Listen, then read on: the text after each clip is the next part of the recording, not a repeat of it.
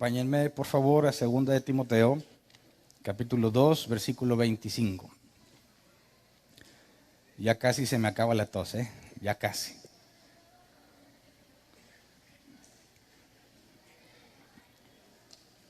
Segunda de Timoteo, capítulo 2, versículo 25. Dice así: humildemente debe corregir a los adversarios con la esperanza de que Dios les conceda el arrepentimiento para conocer la verdad. El nombre del tema es corregir a los adversarios.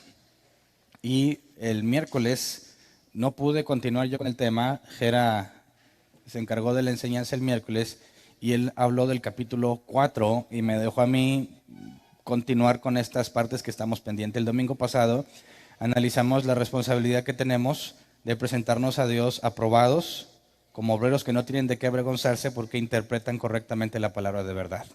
Y vimos en cuanto a el fundamento sólido que Pablo menciona con dos inscripciones en el sello.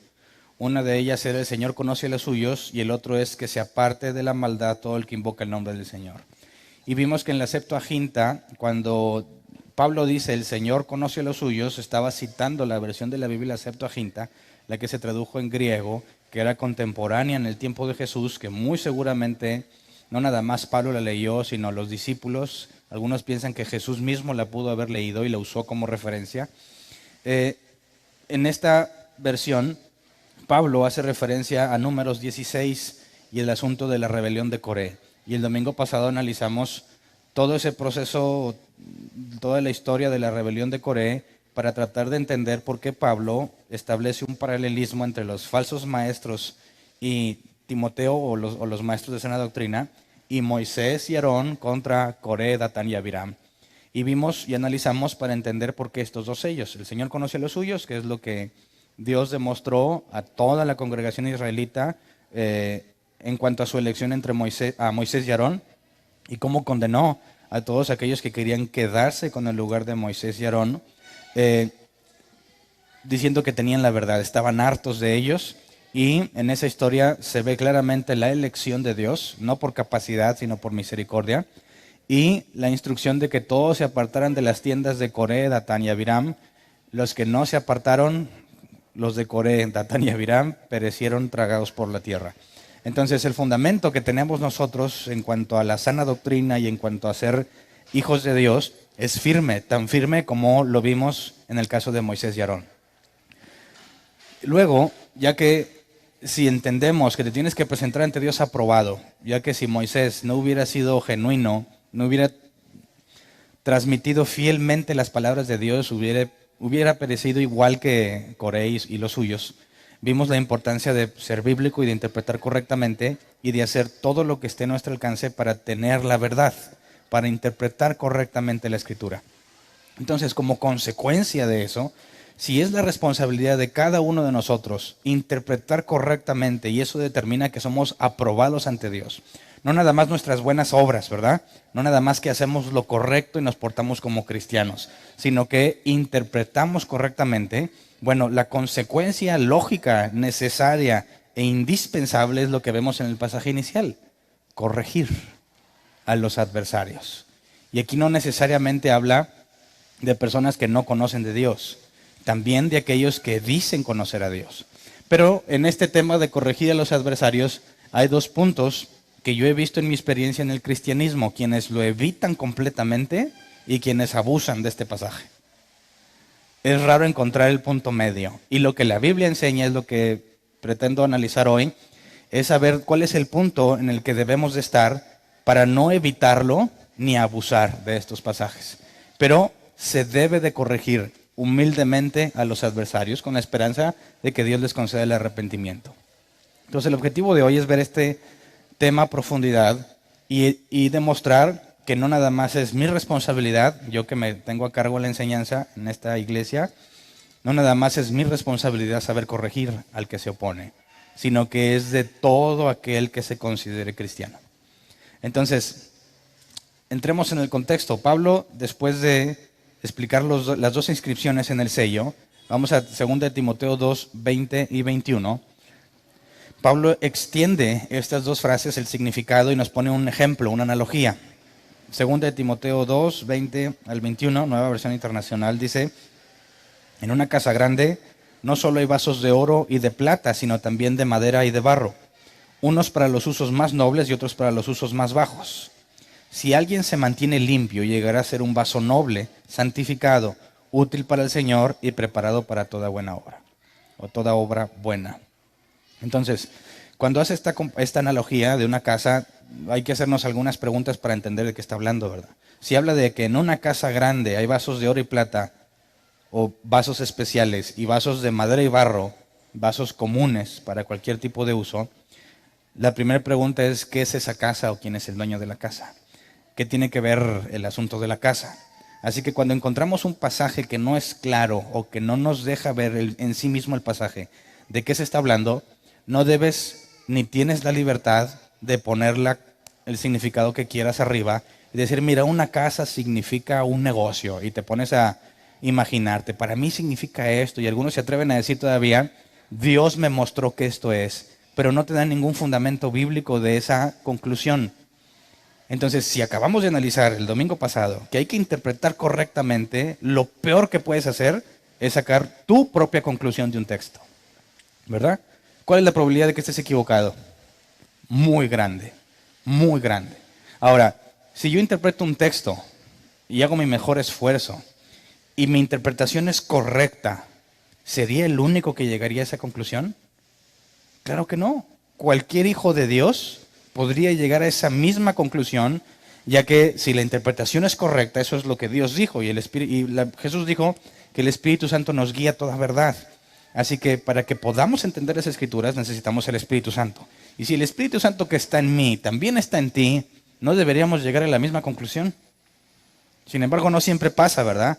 Pero eso implica que alguno de los dos o los dos estamos equivocados. Pero hay una interpretación correcta. Entonces, cuando habla de una casa grande y que allá hay vasos especiales y vasos comunes, necesitamos permitir que la Escritura se interprete a sí misma.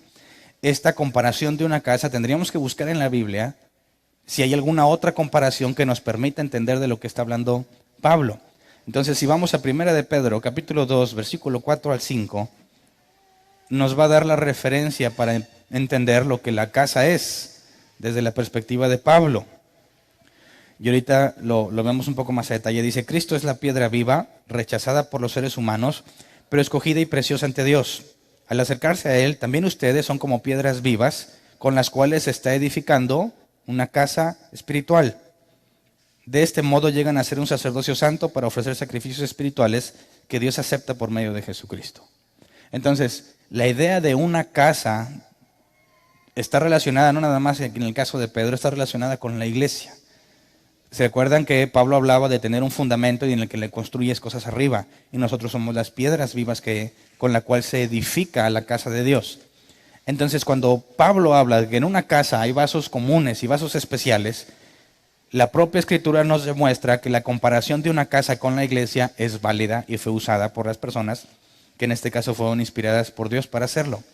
Entonces podemos concluir con certeza, o podemos decir, bueno, cuando Pablo dice que en una casa grande no solo hay vasos de oro, podemos entender que hace referencia a la iglesia. Y en la iglesia, dice Pablo, hay dos tipos de vasos, especiales y comunes. Y es muy importante que lo tengamos bien grabado, porque muchos piensan que por el simple hecho de congregarte en un lugar eres especial para Dios. Y eso es falso. Bíblicamente es falso. No hay ninguna diferencia en que te congregues o no te congregues. La diferencia es si naciste de nuevo o no. Todo el que ha nacido de nuevo tiene que congregarse, es una enseñanza bíblica. Pero no todo el que se congrega nació de nuevo. Entonces tenemos claro que cuando Pablo dice hay vasos de oro y de plata y vasos de madera y barro, dice el versículo 21, si alguien se mantiene limpio, llegará a ser un vaso noble, santificado, útil para el Señor y preparado para toda obra buena. Aquí podrías decir, ya ves, si tú te portas bien, te vas a salvar, ¿verdad? Si alguien se mantiene limpio, llegará a ser un vaso noble. Dicen, por consecuencia, quien no se limpie va a ser un vaso común. Así que pudieses pensar que este pasaje habla de que depende de nosotros el salvarnos o no. Pero de entrada el contexto no está hablando de salvación, habla de santidad, ¿verdad? El limpiarse continuamente no tiene que ver con la salvación, en el sentido de que no soy salvo porque me limpio. Soy una persona que busca limpiarse porque soy salvo. ¿Me explico? Y al leer los pasajes anteriores que habla sobre la elección, el Señor conoce a los suyos, es imposible que aquí trates de cambiar el sentido. Entonces, aquí habla de santidad, y acuérdense que en cuanto a la salvación, hay una palabra que describe lo que la Biblia enseña, es monergismo, y esa palabra implica que es la obra de una sola persona. Y eso es lo que Dios hace sobre nosotros en cuanto a salvarnos. No depende del que quiere ni del que corre, sino de que Dios tenga misericordia. Los que nacieron de Dios no son producto de voluntad humana ni de voluntad de varón, sino de Dios. Así que es monergismo, solamente Dios salva. Y nada de lo que yo hago contribuye a mi salvación. Pero una vez que nací de nuevo, la instrucción es santificaos, apartaos de la maldad.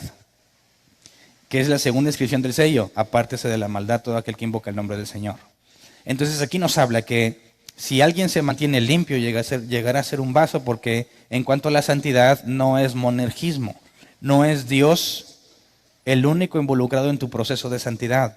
Tú también trabajas en eso. Y ahí es sinergismo, la obra de dos o más, y en este caso somos dos o más, porque aún la iglesia corrige y edifica. Así que cuando nos congregamos, todos estamos trabajando en nuestra santidad.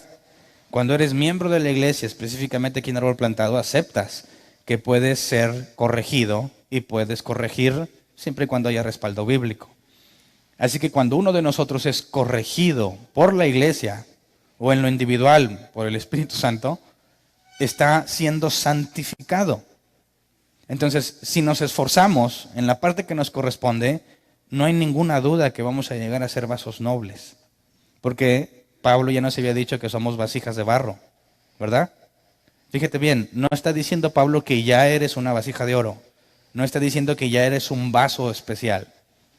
Pablo, lo leímos anteriormente, demuestra que tú no eres el especial, sino lo que está en ti. Y un día seremos transformados y entonces seremos a la imagen de Jesús. Seremos como Él, no dioses, ¿verdad? Sino el cuerpo glorificado de Jesús. Entonces, si te fijas, el que se limpie llegará a ser un vaso de oro, un vaso especial. Es la promesa que tenemos de que un día seremos transformados. Entonces, esto confirma la idea de que Dios escoge a unos vasos de barro o de madera para algún día convertirlos en vasos de oro. Pero depende de que trabajes en ser limpio. Así que esto confirma los dos sellos. El Señor conoce a los suyos y apártese de maldad todo el que invoca el nombre del Señor. Y aquí hace otra comparación. Somos vasos de barro, pero un día, según la elección de Dios, algunos serán vasos de oro y de plata. Sí, trabajan en santificarse, en alejarse de la maldad. Entonces, Pablo está poniendo el contexto para hacer una diferencia entre lo que un hijo de Dios es y lo que no es. Leamos 2 Timoteo 2:22, el versículo que sigue. Huye de las malas pasiones de la juventud y esmérate en seguir la justicia, la fe, el amor y la paz, junto con los que invocan al Señor con un corazón limpio. Entonces este pasaje es muy conocido, ¿no? Sobre todo en la Reina Valera 60. Huye de las pasiones juveniles.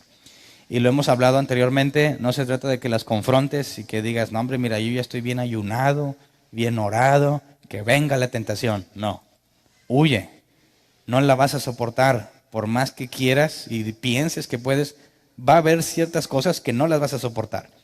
Quizás como ya vienen las fechas festivas y va a haber tamales en donde sea, algunos tendremos la debilidad de decir, yo no me puedo negar a un tamal de puerco. Pero a los de dulce, ahí sí tengo dominio propio. Digo, no, gracias, de dulce no. Pero ¿qué tal unos de carne? Entonces, si yo propongo hacer dieta, no puedo decir que me traigan los tamales de carne para demostrar que puedo, porque me conozco. Así que no me muestres los tamales de carne. Tampoco significa que no voy a donde me inviten, ¿verdad? Quizás llego a lo mucho, ay, pues puedo comer uno, pero ahí está el riesgo. Pues uno no es ninguno, ¿verdad? Y luego el otro, pues si viene solo, el primero no contaba. Y te empiezas a autoconvencer. Y según Santiago, de la misma forma funciona el pecado. Entonces Pablo le dice, huye de las pasiones juveniles. No trates de confrontarlas, evítalo. Escuché un pastor que decía que él tenía problemas para no ver cosas impropias en la televisión. Y que se esforzaba y se esforzaba, pero si tú prendes la tele a cualquier hora del día, hay cosas impropias. Ya no existe el horario de niños, ya está todo revuelto. ¿Cuál fue su solución para su problema? Le pidió a su gente y a su familia que le escondieran el control. Que la tele, como no se podía prender sin control, que se lo escondieran. Él no quería ni siquiera tener en las manos para decir, déjame busco caricaturas, porque él sentía que en la búsqueda de un programa bueno podría haber algo que no debía de ver y le creaba conflicto. Ahora, ¿qué clase de persona es eso? Muy pocos, ¿cierto? Entonces tenemos que entender claramente qué significa huir de las malas pasiones. Y luego lo contrasta, dice, esmérate en seguir la justicia, la fe, el amor y la paz, y eso todos lo sabemos. Lo importante aquí es, junto con los que invocan al Señor, con un corazón limpio. Y esta parte la ignoramos muchas veces. Ok, yo debo esmerarme en hacer lo correcto, la justicia, la fe, el amor y la paz. Pero hay una parte fundamental, junto con los que invocan con un corazón limpio al Señor. Leamos la traducción lenguaje actual. No te dejes llevar por las tentaciones propias de tu edad. Tú eres joven, así que aléjate de esas cosas y dedícate a hacer el bien. Busca la justicia, el amor y la paz y únete a los que con toda sinceridad adoran a Dios y confían en Él. Así que tenemos la responsabilidad, además de hacer lo correcto, de encontrar a los que hacen lo correcto. Y como ya dijo Pablo que en una casa existen dos tipos de vasos, aunque todos somos de barro o de madera, hay unos que Dios eligió para convertirlos en oro y plata. Esos son los cristianos auténticos, los que son salvos porque Dios los salvó, los eligió para salvación. Entonces, dentro de una congregación, ¿cómo los identificas? Ya que a simple vista todos somos de barro. Pero no todos van a seguir como barro. Algunos serán convertidos en oro y plata. Y mi responsabilidad es hacer lo correcto, pero también identificar a los que son auténticos, para que junto con ellos hagamos lo correcto. Esto implica hacer una división dentro de la congregación. No que nos separemos en partes, sino que se identifique quién es quién. Y no se puede asumir que todo el que se congrega aquí es salvo. No todo el que se congrega aquí es cristiano. Y no nada más aquí, en cualquier lugar. Entonces, esta parte nos empieza a llevar al tema de corregir. Nos empieza a llevar al tema de confrontar. No puedes corregir sin decir la verdad. No puedes corregir sin decirle su error a alguien. Y ahí es una parte compleja. ¿A quién le gusta que le digan sus errores? Entonces Pablo dice, sí, hay que hacer lo correcto y tienes que unirte a los que son auténticos. Así que aquí hay un proceso que muchos cristianos evitan o evitábamos en decir, mira, yo quiero llevarme bien con todos y yo voy a amar a todos porque todos somos hijos de Dios. Aquí dice, no, tu responsabilidad es unirte a los que son genuinos, a los que con un corazón limpio, según la nueva versión internacional, corazón limpio, y la palabra corazón, cardia, es hombre interior, mente. Limpio es sin contaminación, aquellos que son realmente del Espíritu Santo. Y hay que encontrarlos para trabajar junto con ellos. Así que no puedo darme el lujo de considerar hermano a todos. Hay unos que están en el extremo y le llaman hermano aún a los no conversos, ¿verdad? Para ellos todos son sus hermanos, hasta el perro. ¿Cómo está, hermano perro? Y hay otros que dicen, bueno, los que están afuera, esos son mundanos impíos. Pero aquí todos somos hermanos. Tampoco es cierto. Porque en la misma casa hay vasos comunes y vasos especiales. Así que aún dentro, entre nosotros, tenemos que ver quién es quién. Para poder trabajar con aquellos que con un corazón limpio también buscan servir a Dios. Así que no puedes simplemente confiar que todos somos de Dios. Ya hemos hablado de cómo identificarlo, ¿no? Y hemos hablado que Pablo estaba seguro que los efesios eran salvos. Y vimos la evidencia y lo que le llevaba a estar seguro. Hemos hablado que tú puedes tener certeza en tu salvación, pero también hemos hablado que tú puedes estar completamente engañado en cuanto a tu salvación. Y aunque Pablo no va a profundizar en este tema, lo hemos analizado en otras partes, aquí nos va a dar señales de los que son genuinos y los que no. Señales que en cartas anteriores no habíamos analizado. Leamos versículos 23 y 24. Empieza a precisar, ya ves que tenemos que estar junto con los que invocan al Señor. Bueno, empieza a hacer una diferencia clara. No tengas nada que ver con discusiones necias y sin sentido, pues ya sabes que terminan en pleitos. Y un siervo del Señor no debe andar peleando. Más bien, debe ser amable con todos, capaz de enseñar y no propenso a irritarse. Entonces, y a mí me ha tocado ver y experimentar que cuando sale a la conversación algún tema bíblico, con personas que no nos congregamos en el mismo lugar, con personas que tienen una doctrina distinta, pero también se llaman cristianos, como nosotros, cuando sale un tema en el que tenemos diferencias y le tratas de explicar por qué la perspectiva que tiene no cuadra, de inmediato salen versículos como esto: no debes de andar peleando. Y dices, rayos. ¿A quién le gusta pelear? ¿Sí? Aquí dice que no debes de pelear. Pero siendo honestos, ¿bajo qué situación, bajo qué condición te gusta pelear? No cuando sabes que no tienes la razón. Perdón. No cuando sabes que es falso lo que tú crees. Te gusta pelear cuando estás seguro que sabes, ¿verdad? Si no, no. Bueno, ahí va el punto. El siervo de Dios no debe andar peleando. Y quisiera que viéramos el original, porque primero dice que no tengas nada que ver con discusiones necias y sin sentido. Y ya vimos más atrás que Pablo en este mismo capítulo le decía: evita las palabrerías profanas, que apartan de la piedad a quienes la siguen. Entonces vemos que Pablo habla de la falsa doctrina, las compara con cuestiones necias, vanas, profanas, palabrerías.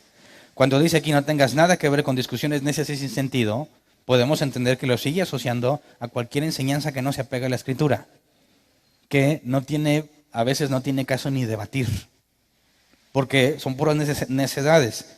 Personas que piensan que pueden interpretar la Biblia como quieran y sacan sus propias conclusiones y pretenden convencerte de que tienen la verdad, cuando ellos mismos inventaron esa conclusión. Y si les preguntas, ¿de dónde sacaste eso? No, pues Dios me lo dijo. Pues ¿cuándo acabas con esta gente? Que su máxima autoridad no es la Escritura, sino la interpretación que ellos hacen de la Escritura. Y no le tienen respeto a la Biblia porque la interpretan como sus patas, como quieran. Pero a fuerza pelean que están seguros de lo que están diciendo. Esas discusiones necias hay que evitarlas. No tengas nada que ver con discusiones necias y sin sentido. Eso implica que tenemos que saber determinar cuándo vale la pena discutir y cuándo no. Porque cuando dice que no tengas nada que ver con esas discusiones, no puedes concluir que entonces ninguna discusión, no debes de participar en ninguna discusión. Eso no es cierto. Porque como vimos en el pasaje inicial, debes corregir a los que se oponen. Entonces hay discusiones en las cuales debes participar y hay discusiones en las que no debes de participar. Y en esto es bien importante que aprendamos a hacerlo. Evita las discusiones necias. Y aquí yo quisiera que, después de muchos errores míos, darte un tip. No sé si alguna vez te ha tocado discutir con un necio. Digo, siempre te van a decir necio, ¿verdad? Pero que tú identifiques a un necio. Entiendes si una persona que no acepta razones, que él dice que tiene la verdad porque él dijo o porque su pastor le enseñó. Y a pesar de que demuestres con la Biblia un pasaje que dice completamente lo contrario a lo que él dice, sigue aferrado a que él está bien. Y que no tiene ningún caso tratar de leer la Biblia porque no le interesa. Bueno, yo me he topado a muchos y con todos le entraba la discusión, hasta que un día me fastidié y dije, ¿por qué estoy discutiendo con esta gente que no le interesa? Y luego vas a la Biblia y dice que evites estas discusiones. Y dices, pues por eso. Nada ganas, porque no están buscando la verdad. Así que hay una pregunta muy útil que tenemos que hacer a las personas cuando detectas que la situación, la discusión se pone ya necia. Tendrías que decirle, oye, a ver, si te demuestro bíblicamente que lo que tú dices es incorrecto, ¿vas a cambiar? La gran mayoría te va a decir no. Así que, fin de la discusión. Es una discusión necia. No está buscando la verdad. Si no es creyente y entras en una discusión y se pone necio, la pregunta cambia un poco. Si te demuestro que el cristianismo es lógico y coherente y que tenemos suficiente evidencia para determinar que es verdadero, ¿considerarías cambiarte el cristianismo? Si te dicen, no, ni loco, fin de la discusión. No vas a llegar a ningún lado. Si no haces esta pregunta, te vas a pasar horas y horas, y si estás en el Facebook, te va a empezar a doler los dedos de tanto que, por más que le quieres explicar, sale con cosas fuera del tema. Y ahí te brincas al otro tema y como ya no pudo, se brinca a otro. Y nunca vas a acabar, nunca. Así que cuando empiezas a discutir, en el sentido no de pelear, porque ahorita vamos a ver qué significa pelear, tenemos que saber determinar si vale la pena o no entrarle. Porque aquel que detecta una discusión necia y como quiera le entra, peca. No, estoy defendiendo la verdad. No, estás pecando porque es una discusión necia. Así que es muy importante que tengamos en mente que ahorita vamos a verlo más a detalle, pero a veces en el calor de la discusión, lo que quieres es demostrar que el otro está mal y se te olvida que no sirve discutir con un necio. Entonces siempre tienen claro la pregunta, asegúrate que vas a invertir tiempo en algo válido. Yo sé que cuando estamos nuevos y queremos decir a todo el mundo, con mucho gusto le entras a todas las discusiones, pero te vas a meter en muchos problemas. Y hasta a veces vas a perder muchas amistades por no haber sido sabio y detectar qué tipo de discusiones en la que estás involucrado. Entonces, las evitamos esas discusiones, pero dice un siervo del Señor no debe andar peleando. La palabra siervo es doulos, esclavo, en masculino. El diccionario Helps lo traduce persona que pertenece a otra que no tiene ningún derecho sobre sí mismo. Así que Pablo empieza a hacer una diferencia. Mira, si tú eres un siervo del Señor, implica que tú no decides por ti mismo, ¿verdad? Y que no te perteneces. No eres libre de hacer lo que tú quieras. La Biblia habla de libertad, somos libres del pecado. No habla de la libertad de que tú eres dueño de ti mismo y haces lo que quieras. No, eres siervo de Dios y ahora haces su voluntad. Ahora, lo bueno es que Dios es el bien supremo. Cualquier cosa que Él te pide hacer es lo mejor que puedes hacer. Esa es la buena noticia. Pero ninguno de nosotros somos libres como para decir, voy a organizar mi vida, voy a planear, y ya vienen este tipo de conferencias. El próximo año 2017 es el año del éxito, es el año de la cosecha, es el año del ensanchamiento, etcétera, etcétera, etcétera. Y se proponen y se fijan sus propios objetivos y metas. Y se olvidan completamente de que somos siervos y que yo no me pongo las metas. Las metas las pone Dios porque yo no tengo control sobre mí mismo. ¿Me explico? Entonces lo primero que dejan claro, el siervo del Señor no debe andar peleando. La palabra peleando es makomai, que se traduce como pelear, involucrarse en batalla o luchar. Pelear, involucrarse en batalla o luchar. Hay una aplicación, vamos a Hechos 7:26, donde se usa esta misma palabra. Hechos 7:26. Al día siguiente, Moisés sorprendió a 2 israelitas que estaban peleando. Cuando hablamos de pelear, aquí implica de una especie de guerra. No debes de hacer eso. Un siervo de Dios no debe andar peleando. Hay un diccionario, el Thayers, lo traduce como peleonero. Un siervo del Señor no debe ser peleonero. Ahora, ¿has conocido a alguien peleonero? Espero que no seas tú el peleonero. ¿Has conocido a alguien peleonero? ¿Cuáles son las características de alguien peleonero? A mí me pasaba, cuando yo estaba en la secundaria, no sé, tenía un demonio de peleas o no sé qué sea, que no era creyente. Calle por la que pasaba, bueno, tampoco vivía en una colonia, bueno, mi colonia sí, pero las de al lado no tanto. Y había pandilleros prácticamente en cada esquina. Y yo entiendo perfectamente la definición de peleonero. Porque tú pasabas tranquilamente y volteabas y los veías, ¿qué me miras? Y pleito seguro. Entonces a la próxima entiendes y ya vas agachado de, ¿por qué no me saludas? Pleito seguro. ¿Verdad? Y si le sacas la vuelta, ¿y por qué huyes? Pleito seguro. Cualquier oportunidad que se presente es buena oportunidad para pelear. ¿Has conocido cristianos así? Por favor, no seamos de esos. No seas el que, cuando alguien diga, vamos a pedirle que en el nombre de Jesús nos vaya bien, y se prende el sensor. ¿Cómo que en el nombre de Jesús? ¿Acaso Dios te dijo que dijeras eso? ¿Eh? ¿Sabes lo que el nombre del Señor significa? ¿Sabes lo que es no uses el nombre del Señor en vano? Y agarras y es tu oportunidad para demostrarles lo mucho que has estudiado ese tema, cuando ni siquiera era algo necesario en el contexto de la situación. Esos que están cazando herejías en Facebook están esperando que alguien diga algo equivocado. Órale. Ándale, ahí va. La exégesis y y que lo otro. Y les encanta andar peleando. Nadie les pidió su opinión. Eso es un grave error. Ir y hacer discípulos no significa ir y corregirlos a todos. ¿Me explico? Entonces, caes en una terrible contradicción cuando quieres andar peleando. Cualquier oportunidad la aprovechas para decirle sus verdades, que quizás es cierto, les dices sus verdades bíblicas, pero no fue solicitado, ni era quizás ni el momento, ni el contexto para que les dijeras lo que piensas. Entonces caes en la categoría de que siempre estás batallando con la gente. Siempre quieres demostrar, y aquí hay una línea muy delgada entre aquellos que pretenden demostrar lo mucho que saben y lo correcto que son, y aquellos que, como la Escritura nos va a enseñar, lo hacen por amor. Entonces, no debes de ser peleonero. Si nadie te preguntó tu opinión, cállate la boca. ¿Verdad? No sé que hay otra forma más clara de decirlo. Dice, debe ser amable con todos, capaz de enseñar y no propenso a irritarse. Cuando dice amable es el griego epios, que se traduce como, según el diccionario Helps, amable refiriéndose a palabras que tranquilizan y traen orden.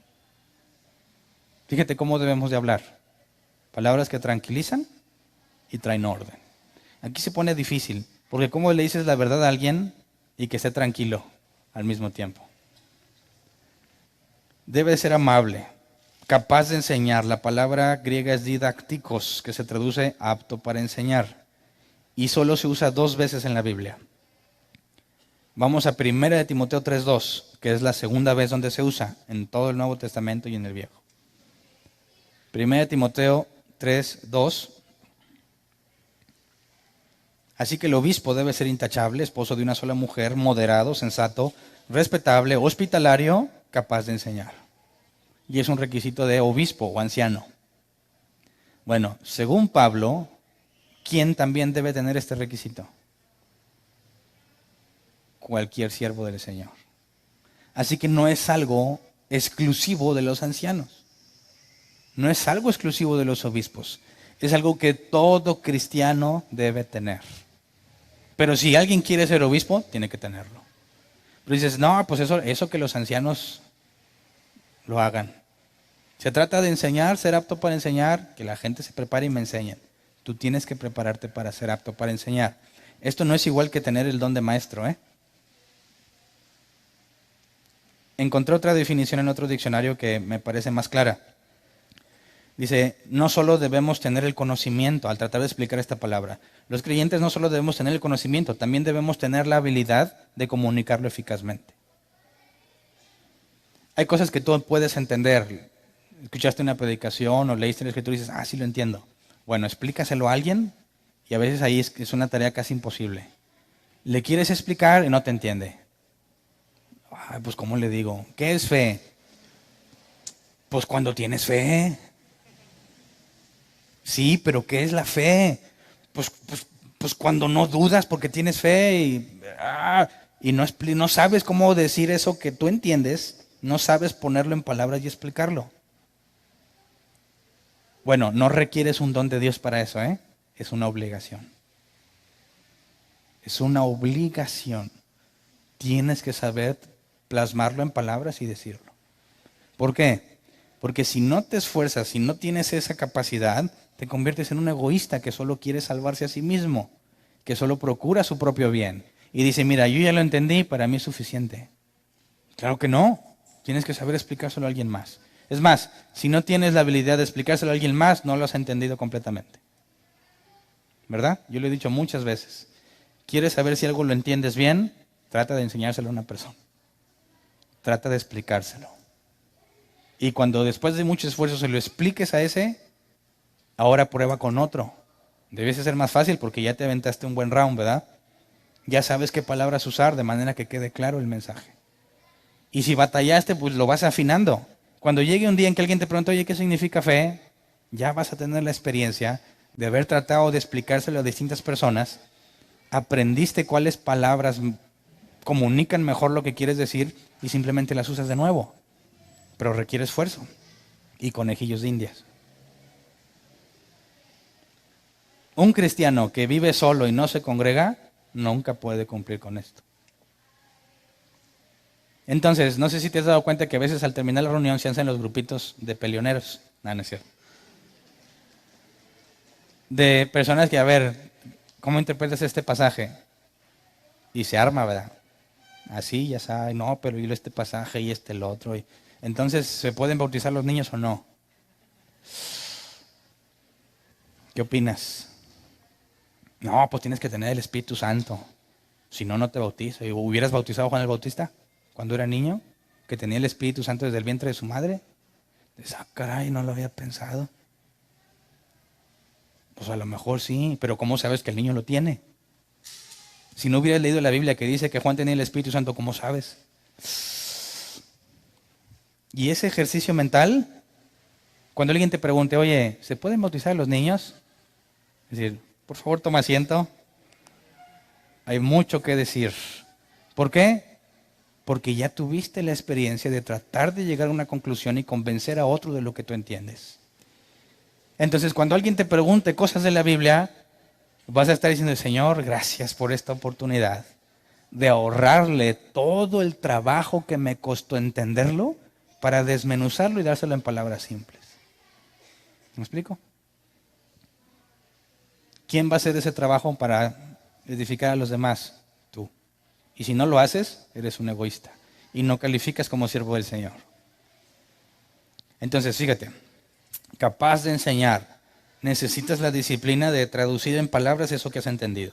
Y ese tiempo les dije, cuando leas la Escritura no la leas para ti, en el sentido de que, yo lo tengo claro, listo. No, léela, entiéndela y piensa cómo se la vas a explicar a alguien que no tiene la idea de lo que significa.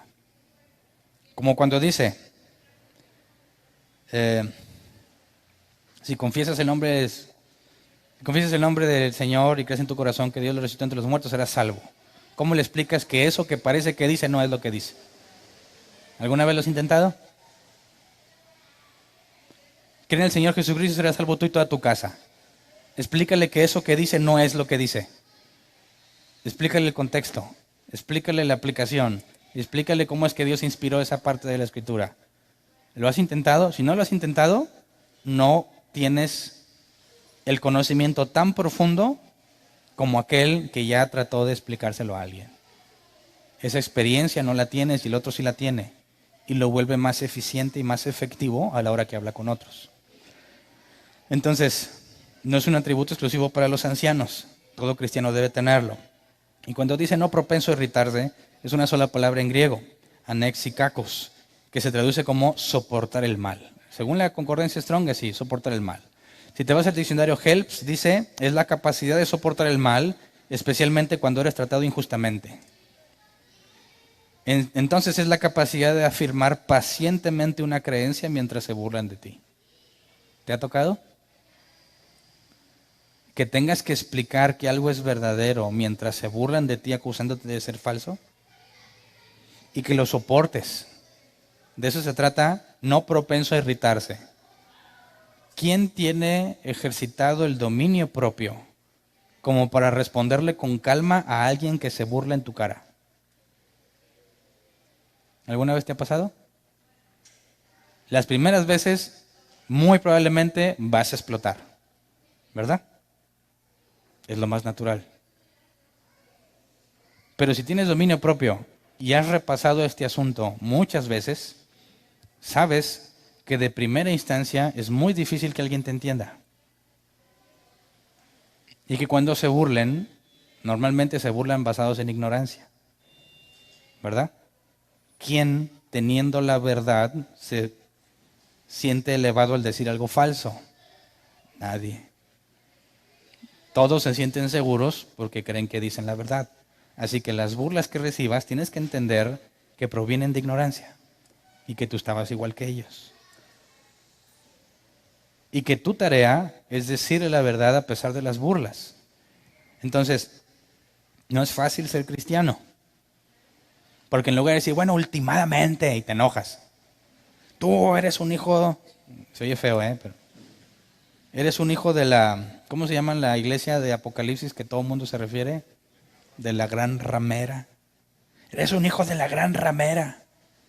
Ojalá te pudras en el infierno que mereces. Hijo de perdición, según la versión 60, cautivos del lazo del diablo. Impío, mundano, pecador. Ahí como que ya perdiste congruencia, ¿no? ¿Qué intentabas hacer al decirle todas esas cosas? ¿Mostrarle que lo que tú dices es verdadero? Esa no es una forma efectiva de comunicarlo. Entonces fíjate cómo hay un balance. Si yo quiero comunicar una verdad y yo sé que tengo la verdad, no hay ninguna razón para perder el control. Ya que el hecho de que él no crea la verdad no cambia mi verdad. ¿Cierto? Si alguien viene, no, que la tierra es plana. Seguro que ¿cuándo le has visto moverse? No, pues nunca. ¿Cómo sabes que se mueve? Pues dicen los libros. ¿No te consta? ¿Qué tal si todo es un gran complot y nos han mentido? ¿Qué tal si realmente se hacía algo plano? No tienes la evidencia. ¿Te pondrías a pelear con él?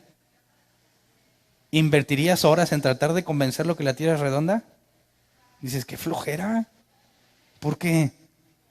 Ponte a leer o algo. A ver, si te doy una buena evidencia de que la tierra es redonda, ¿vas a dejar la idea de que es plana? No, yo no me dejo arrastrar por esos complots y engaños de los Illuminati. Los que están en control de todo. Dices, ¿sabes qué? No vale la pena discutir. ¿Fue necesario que perdieras el control y tengas que demostrarle a toda costa que la tierra es redonda? No. Es el mismo enfoque cuando tú hablas de la verdad bíblica. Para ellos es locura. Entonces, ¿sabes qué? Te estoy comunicando esto. ¿No te interesa? No hay ningún problema. Jaja, se volan. ¿Tú crees que la tierra es redonda? Pues pobre tonto. ¿Te afecta? Vas a llegar, Señor, me dicen tonto. Porque yo digo que la tierra es redonda. ¿Verdad que es redonda? No te vas a poner en ese plan. Porque sabes que es falso. Y que no hay ninguna razón para discutir con este individuo que no acepta razones. ¿Me explico? Cuando hablamos de la escritura, tienes que mantener la mente fría. Si tú tienes la verdad, no tienes por qué perder el control. Es más, si tú ves una discusión entre dos personas y ves que uno siempre estuvo tranquilo y otro estuvo todo loco, aunque no sabes bien de qué hablaban, ¿quién pensarías que tenía la verdad? ¿El tranquilo o el que estaba todo loco? El tranquilo. Así de simple, ¿verdad? Salomón dijo que aún el necio cuando se queda callado pasa por sabio. Entonces, el contraste de pelear es no propenso a irritarse, ¿verdad? Ilustra claramente nuestro objetivo. Y aquí el asunto es que, ¿cómo le hacemos para hacer las dos cosas? El problema es que basados en este pasaje, evitan completamente las discusiones, ¿verdad? ¿Para qué tenemos diferencias? Lo importante es que nos amemos. No quieren hablar de cosas doctrinales porque no quieren pelear. Y para muchos, un tema de diferencia doctrinal es escandaloso. No, Hernán, mejor vamos a conservar nuestra amistad. Mira, lo importante es que yo creo que hay un Dios que va a tener misericordia de mí, de ti, de todo el mundo, porque Él es bueno. Así que ya, olvídate, eso es innecesario. Y esa es la postura que la gran mayoría de los cristianos toma. No te metas, no te metas, no te metas. Bueno, vamos a Judas 1:3. O Judas 3, ya que es un solo capítulo. Judas 1:3. Queridos hermanos, he deseado intensamente escribirles acerca de la salvación que tenemos en común y ahora siento la necesidad de hacerlo, para rogarles que sigan luchando vigorosamente por la fe encomendada una vez por todas a los santos. Aquí te habla de una lucha vigorosa. Reina Valera 60, que contendáis ardientemente por la fe. Traducción lenguaje actual, defiendan la enseñanza que Dios ha dado para siempre a su pueblo elegido. Estos pasajes parece que nos invitan a echarle ganas, dile sus verdades. Fulano de tal es un apóstata. Y ahora le va la demostración. Vámonos. Aquí dice que ardientemente, vigorosamente. No me puedo quedar callado. Les tengo que decir sus verdades. Bueno, ¿no contrasta esto con lo que dice en Timoteo? Mucho. Totalmente. Y luego vamos a Pedro. Primera de Pedro 3:15. Más bien, honren en su corazón a Cristo como Señor. Estén siempre preparados para responder a todo el que les pida razón de la esperanza que hay en ustedes. Reina Valera 60. Y estar siempre preparados para presentar defensa con mansedumbre y reverencia ante todo el que os demande razón de la esperanza que hay en vosotros. Traducción lenguaje actual, honren a Cristo como Señor y estén siempre dispuestos a explicarle a la gente por qué ustedes confían en Cristo y en sus promesas. Así que aquí como que hay un punto medio, ¿verdad? Pablo dice, no andes peleando. Judas dice, échale ardientemente. Y luego Pedro dice que presentemos defensa con mansedumbre. ¿A quién le hacemos caso? ¿Quién vota por Pedro? ¿Quién vota por Pablo? El punto es que si esto es inspirado por Dios, los tres nos dicen la verdad. Entonces el más conflictivo es Judas, ¿no? Judas, ¿qué onda? ¿No leíste a Pablo? ¿Que no debes andar peleando? Lo resolvemos yendo al original. Cuando dice que luchemos vigorosamente, la palabra griega es epagonizomai, que se traduce como luchar apropiadamente. Entonces, según Pablo, en la segunda carta de Timoteo, no debes de pelear, ¿verdad? Pero sí debes corregir. No debes de ser peleonero, debes de ser amable. No propenso a irritarte.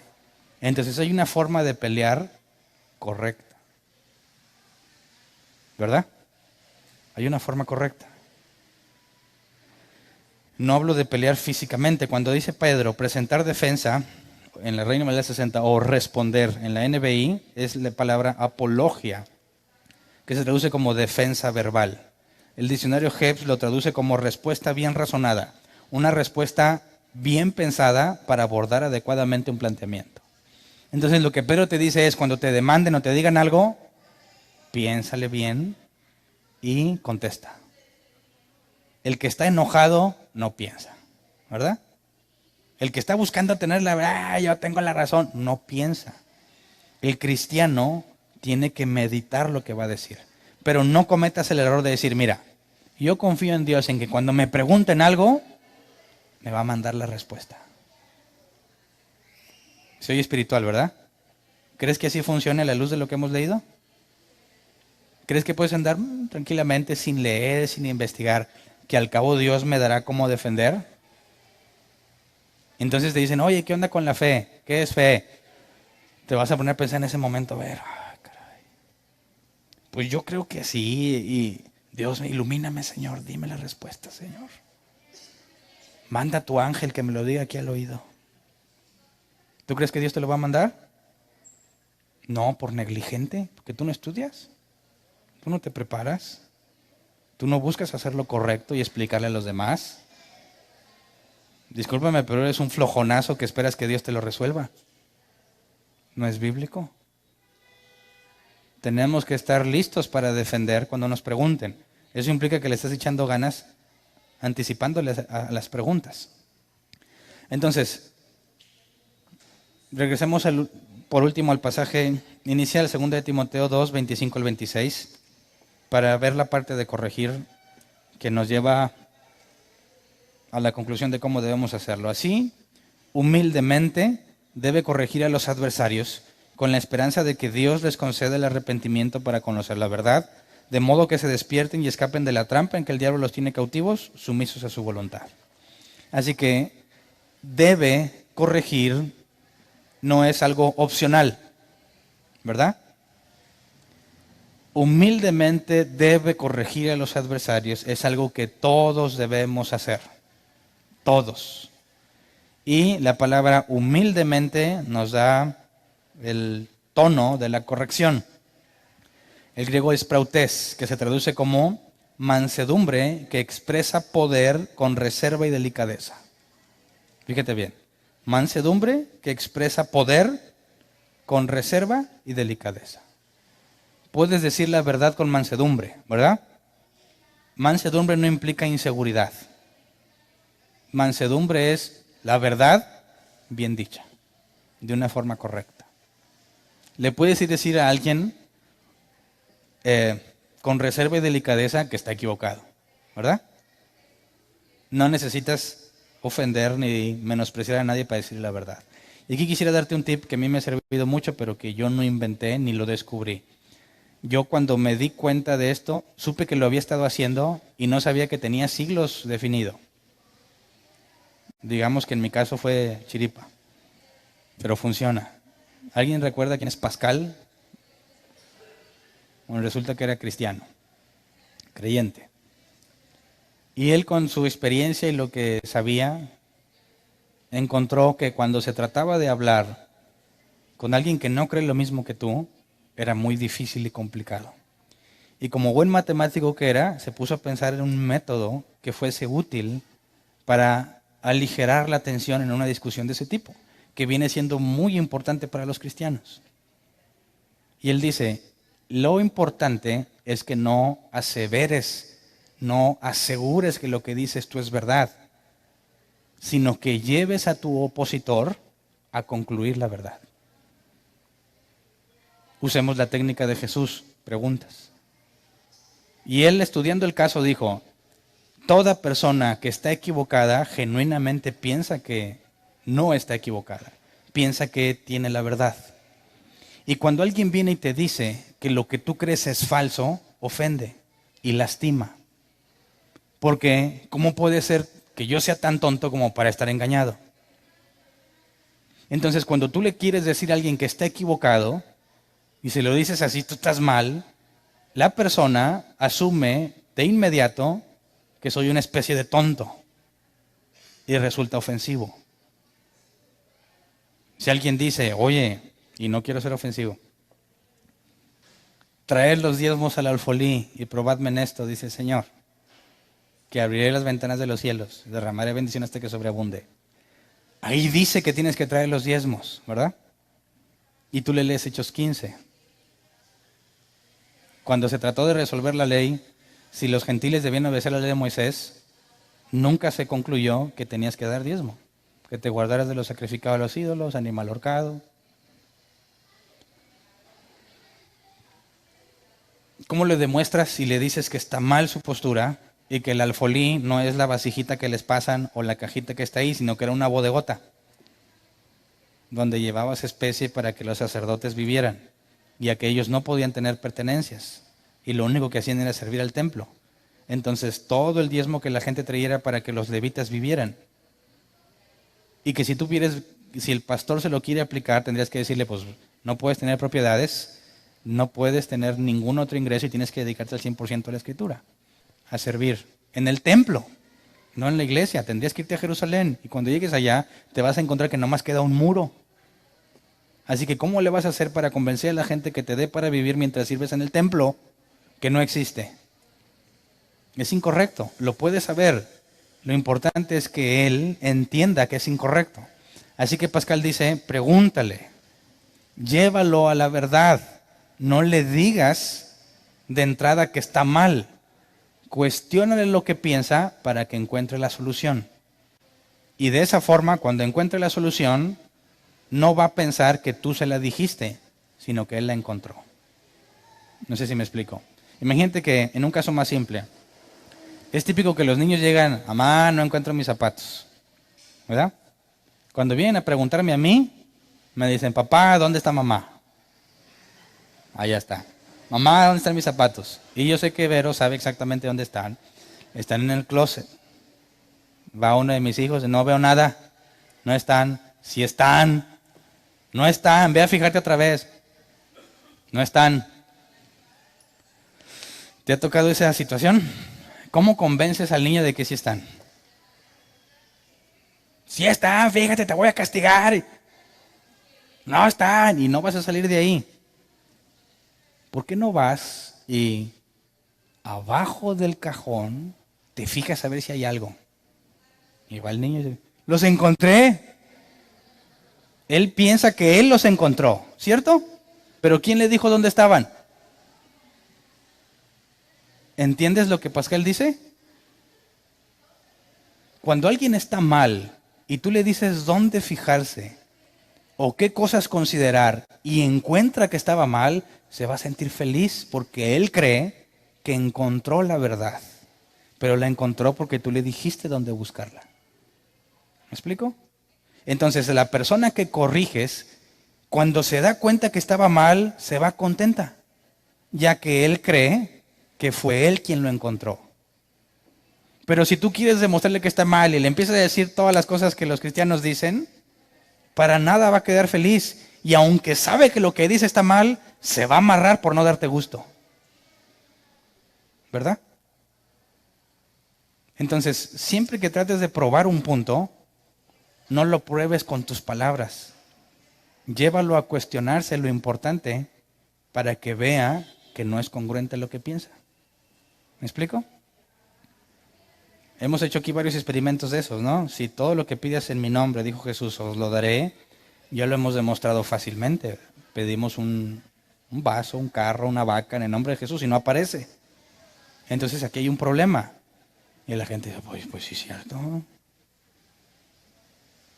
Entonces si le explicas que es en el nombre de Jesús, que implica que tú fuiste enviado por Él, y que si Jesús no te envió a que trajeras una vaca, por más que digas en el nombre de Jesús, la vaca no va a venir, ni va a aparecer.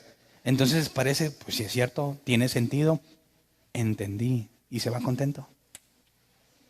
¿Fue necesario decirle que estaba mal? No. Lo llevas a las cosas que tiene que pensar y razonar para darse cuenta de su error. Y eso en muchas ocasiones lo enseña Pablo, lo usa Jesús, lo usa Pedro, y más adelante lo vamos a ir desglosando.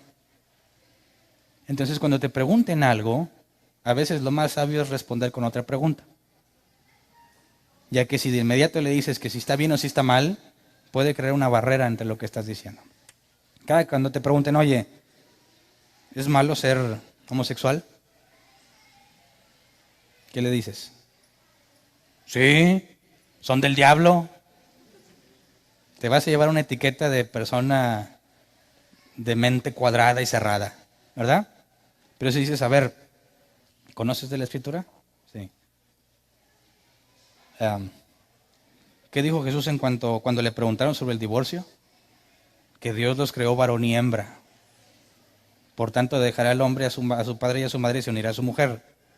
Ok, bajo esa premisa, si lo que Jesús dijo es cierto, ¿es permitido por Dios el matrimonio entre dos hombres o entre dos mujeres? ¿Sabes qué? No lo había pensado. Y ya, sin necesidad de decir que los homosexuales son del diablo y que gente perversa y que Sodoma y Gomorra por eso fue destruida. No necesitas ser agresivo para comunicar la verdad. ¿Cierto? Entonces, fíjate, humildemente corregimos. Esa es una forma con mansedumbre de poder decir la verdad sin agredir y sin entrar en una situación tensa. Y dice que debemos corregir, paideo, entrenar a un niño, corregirlo, disciplinarlo. De esta palabra, paideo, viene pedagogía.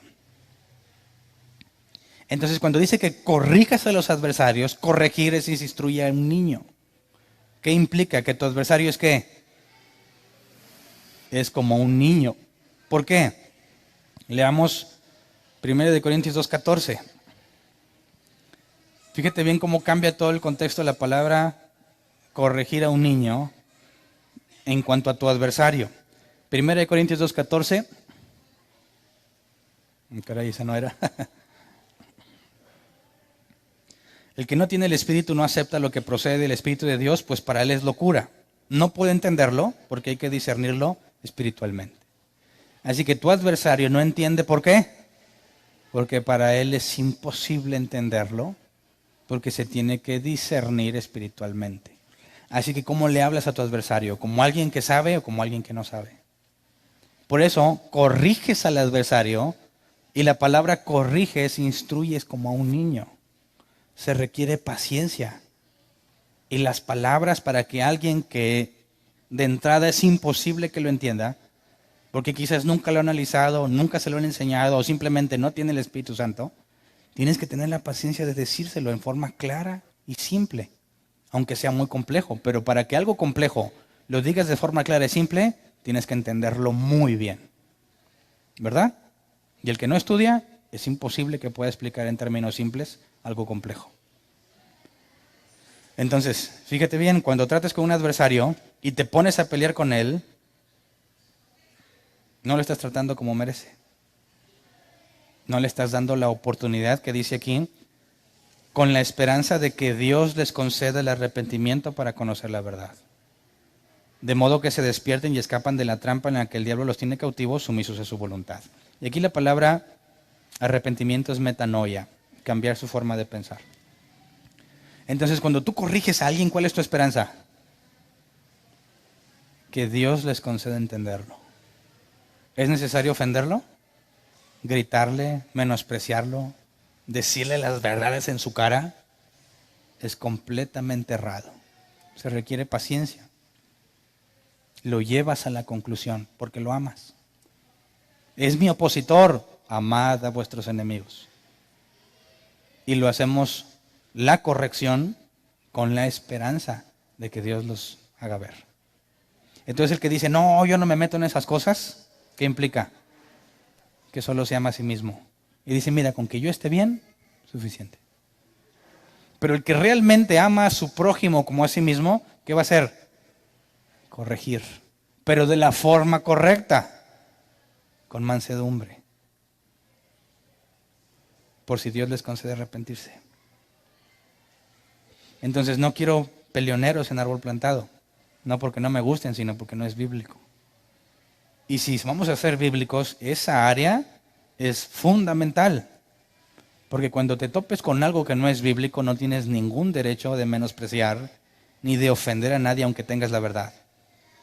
Tienes que tener la paciencia que yo tuve contigo o que otros tuvieron contigo para guiarte a la conclusión. ¿Me explico? ¿Qué tan paciente fue Dios contigo? ¿Cuántos años andabas perdidote en una doctrina completamente errónea? ¿Y a poco Dios te decía, ya Hernán, eres un hijo de la idolatría? Me tienes bien harto. No, pacientemente, hasta que diga, oye, como que ya me di cuenta que andaba mal. ¿Te diste cuenta? ¿O alguien te llevó a darte cuenta de que estabas mal? Simple, lo que Pascal dijo, ¿no es lo que Dios hace con nosotros? ¿Cómo te enseña que estás mal? Te hace entender, ¿verdad? Oye, siempre pasa, oye, en esa iglesia, pues como que las cosas no son bíblicas. ¿Cómo te atreves? Y no razonas lo que se te dijo, ¿verdad? Simplemente, Señor, que caiga fuego del cielo y lo consuma a este hereje, que se atreve a hablar de mi ungido, al hombre que yo sirvo. Gente necia. Pero esa misma gente necia estaba aquí, ¿verdad? Hay de esos aquí. ¿Cómo fue que dejaste de esa necedad? Dios te fue llevando con mucha paciencia. Este pasaje, de repente lo leíste y dijiste, nunca lo había visto así. ¿Oíste el hereje de Hernán o a otro? Ah, caray. Y pues uno, tengo muchos todavía, ¿verdad? No juzgues, Hernán. Pablo dijo que a los de afuera no, a los de adentro sí. Pero yo le creo más a Jesús. Y luego Jesús juzga, pero juzga con justo juicio. Y empiezas a bajar las manitas, porque la Biblia empieza a ser clara. Porque Dios, con toda la paciencia del mundo, te va llevando versículo a versículo a la vez, hasta que es innegable la verdad. Y dices, ahora sé que estaba engañado. Y piensas que fuiste tú quien lo descubrió. Pero ¿quién te llevó a la verdad? El Espíritu Santo. Por eso el método de Pascal no es nuevo y funciona, porque es lo que Dios hace con nosotros. Y lo menos que una persona merece es que lo trates como Dios te trata a ti. ¿Verdad? Entonces no entres en el calor de la discusión. Es nuestra obligación corregir de la forma correcta. Te preguntan, contestas. Mansedumbre no es, mira muchachos, pues es lo que yo creo, ¿eh? Cada quien puede pensar lo que quiera. De entrada, ahí ya me dices que ni sabes lo que vas a decir. Oye, Hernán, ¿tú qué crees? ¿Somos predestinados o no? Mira, pues la Biblia dice como que sí, pero también dice que no. Así que pues quién sabe. ¿Y por qué dijiste eso? No te quieres meter en problemas. No, sabes que esto es lo que yo creo. Así dice la Biblia, así es. ¿Estás mal? Bueno, muéstrame un pasaje que demuestre que estoy mal. No, que tú, que calvinista del diablo. Si te demuestro con la Biblia que lo que te digo es cierto, ¿lo consideras? No, yo nunca voy a ser de esos. Está bien, no te preocupes, ahí muere. Y ya, asunto arreglado. Nosotros no tratamos de convencerlos. Demostramos que es cierto con la Escritura. Y ya depende de Dios si te van a entender o no te van a entender. Pero no le saques. No le saques. ¿Eh? Ya vienen las preguntas, Hernán. ¿Le vas a dar besito al niño Dios para la colación o es pecado? Bueno, en sí mismo darle un beso no tiene nada de malo. Y ya no es como decirle a tu abuelita, ¿verdad? Pero es que mi mamá se enoja. Es que no nos metamos en problemas. Y no quieres decir la verdad. El pino. ¿Quiénes son esos idólatras que van a poner un pino en su casa? Y te van a decir, Jeremías dice que adornan el árbol y se posan ante él. Y va a empezar el tema. Tienes que enseñarles qué es el contexto, ¿verdad? Y tienes que llevarles otros pasajes. Todo me es lícito, mas no todo me conviene. Nada es impuro en sí mismo. Y ten la paciencia de llevarlo a una conclusión, por si Dios le concede entender. Así que vienen muy buenas oportunidades para ejercitarnos. Y por último, quisiera que con esto quede claro que, ¿se acuerdan que hubo en el rol de enseñanza hubo expositores que pusieron a prueba sus dones para ver qué tan claros eran? Y algunos se los tupieron con preguntas. Antes teníamos unas reuniones de debate que pensamos implementarlas más adelante, donde alguien podía venir a elegir un tema y yo a veces le hacía de abogado del diablo, metiendo la cizaña entre doctrinas para que te defiendas y demuestres que lo que tú crees es correcto. Y se armaba, ¿verdad? Y muchos salían asustados. Ay, pues, ¿se están peleando? ¿No viste al pobre? No sabía cómo contestar y le siguen diciendo y lo masacraron. ¿Tú qué opinas? ¿Debemos hacerlo o no? ¿Sí o no? Acuérdate que eso masacrado es subjetivo, ¿verdad? Desde su perspectiva, pues lo masacraron. Pobres, ¿y para qué lo pones en esa situación? Mejor no le preguntes. No, le pregunto a ver si sabe. Y si no sabe, lo presiono hasta que reconozca que no sabe. ¿Por qué? Porque tiene que saber corregir a los que se oponen. ¿Qué prefieres? ¿Que entre nosotros te hagamos garras o que te hagan garras afuera? ¿Qué prefieres? ¿Qué es mejor? Nuestro deber es corregir, ¿cierto? Con mansedumbre. Y si no te damos una arrastrada aquí, te la van a dar afuera. Y la arrastrada que nos demos aquí, la vamos a hacer apropiadamente, con mansedumbre, llevándote a una conclusión. Así que cuando te pregunten ahí afuera, vas a estar bien fogueado. ¿Verdad? ¿Sí o no? O decimos, no, hermanos, aquí todos nos amamos y nadie se mete en problemas. Si tú crees eso, tú créelo, para ti eso es verdad, para mí es otra verdad. Lo importante es que nos amemos. ¿Sabes qué? Tienes serio problema con el capítulo 2 de 2 de Timoteo, con el capítulo 3 de 1 de Pedro, con el único capítulo de Judas. Les aconsejo que se dejen foguear. Para cuando te topes un ateo cualquiera allá afuera, o un cristiano cualquiera, puedas cumplir lo que se demanda. Mantengas la mente fría, sepas tratar de llevar a tu adversario a la verdad, sabiendo que lo único que convence es Dios. Porque las veces que explotaste y te enojaste, ya las hiciste aquí. Y aquí te damos chance. ¿Estamos de acuerdo? Pues vamos a ponernos de pie.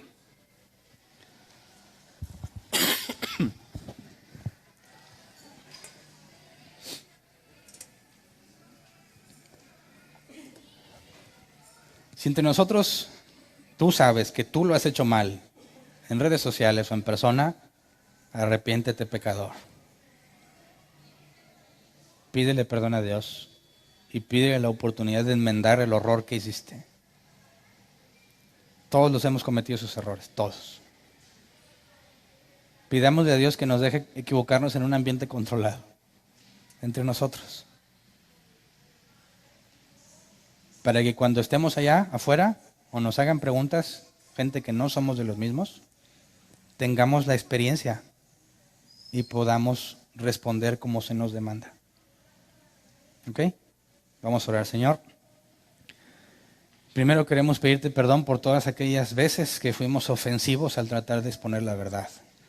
Por todas las veces que nos dejamos llevar por el calor de la discusión y dejamos de pensar en el amor, en la esperanza de que tú les concedas arrepentirse y nos propusimos demostrarles que estaban mal.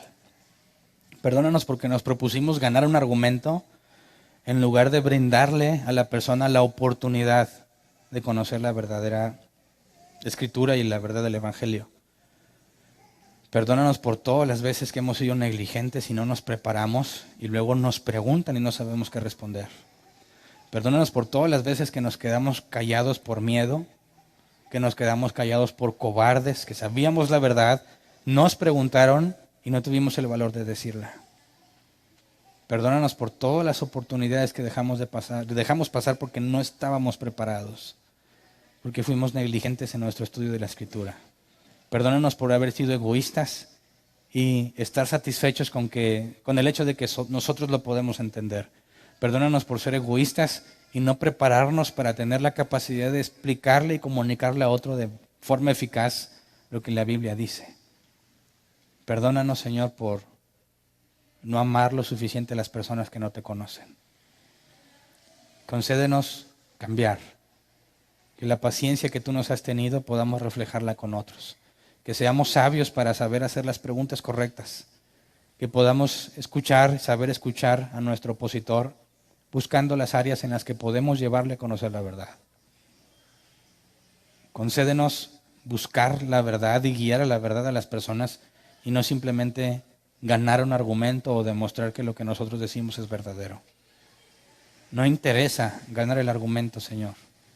Nos interesa haberle dado la oportunidad, haber podido ser el medio por el cual tú pudieras traerlo a tu conocimiento.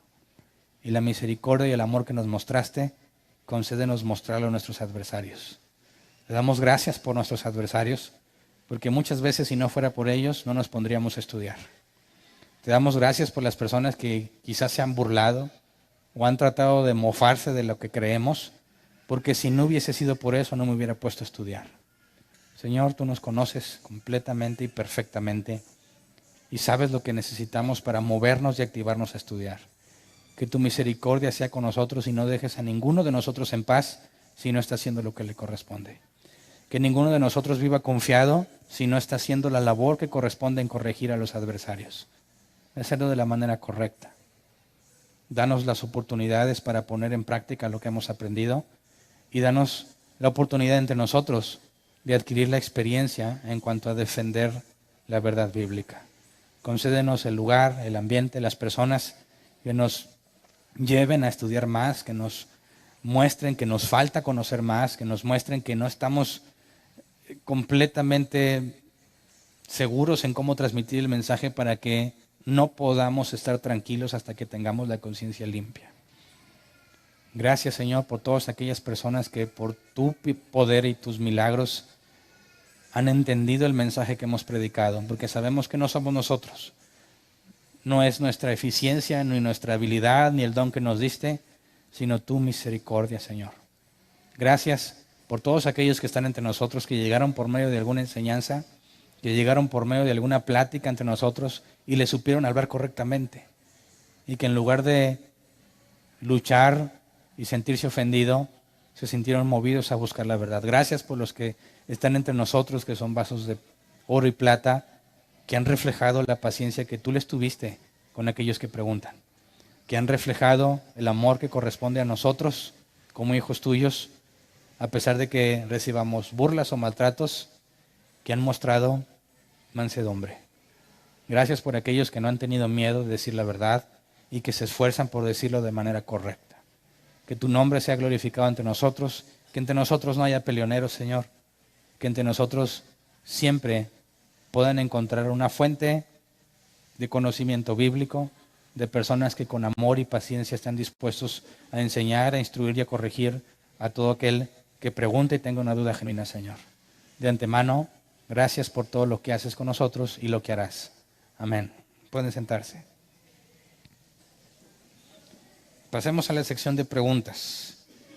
Para los que nos visitan por primera vez, las preguntas es una oportunidad de aclarar algo que no haya dejado muy claro o algo que quizás no toque en el tema, que tengas duda, pero tiene que ser respecto al tema. Y no importa si es la primera vez que vienes, todos tienen derecho a preguntar. Y al mismo tiempo me dan la oportunidad de demostrar que lo que dije es bíblico y que las preguntas que se hagan se pueden responder bíblicamente. Así que el que tenga una pregunta, levante su mano y le llevan, nuestros bellos edecanes le llevan el micrófono. ¿Alguien? ¿Pregunta?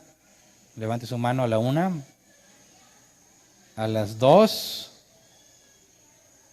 y a las 3. Me voy limpio. ¿Me avisas?